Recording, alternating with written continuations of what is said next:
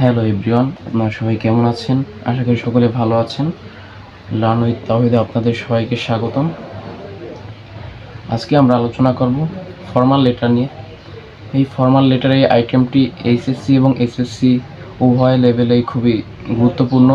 বিশেষ করে যারা দুর্বল স্টুডেন্ট আছে তাদের জন্য আরও বেশি গুরুত্বপূর্ণ, কারণ এই ফর্মাল লেটার এই আইটেমে মার্ক ওঠানো খুবই সহজ। আজকে আমরা ফর্মাল লেটার লেখার একটা গঠন নিয়ে আলোচনা করব। তোমরা যদি সবাই এই গঠনটা আয়ত্ত করতে পারো তাহলে যে কোনো প্রকার ফর্মাল লেটার আসলে তোমরা অনায়াসে সেগুলো পারবে। তাহলে চলো শুরু করা যাক।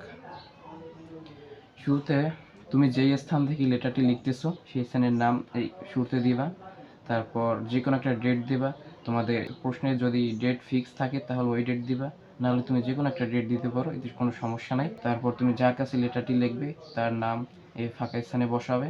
এখানে যদি তোমার প্রশ্নপত্রে কারো নাম উল্লেখ করা থাকে তাহলে তার নাম দেবে, নাহলে তুমি তোমার ইচ্ছা মতো যে কোনো নাম দিতে পারো, এতে সমস্যা নেই।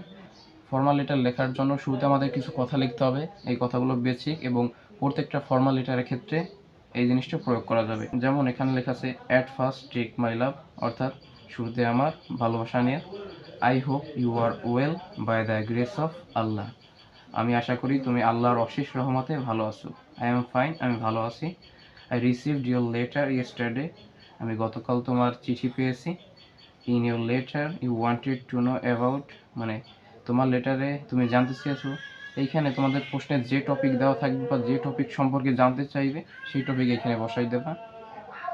তারপর now I am writing about it, মানে এই সম্পর্কে আমি এখন লিখতেছি। এখন এইখানে তো লিখবা যে টপিক নিয়ে আলোচনা করতে হবে সেই টপিকের টাইটেলটা এখানে লিখবা এবং ওই টপিক সম্পর্কে বিস্তারিত এখানে লিখবা। এখানে তোমাদের মেধাকে খাটাতে হবে, যে টপিক নিয়ে আসবে সেই টপিক সম্পর্কে এখানে বিস্তারিত 2 থেকে 3 লাইনের মধ্যে লিখতে হবে, ঠিক আছে? তারপর এই 2-3 লাইন লেখার পর শেষে আমাদের ফিনিশিং করতে হবে। ফিনিশিংটা এভাবে করতে হবে যে নো মোর টুডে, মানে আজ আর নয়। With the best regards to your parents, write me soon, মানে আমাকে দ্রুত চিঠি লেখো। ইউর এভার, তারপর এই ফাঁকা স্থানে যে চিঠিটা লিখতেছে তা না হবে।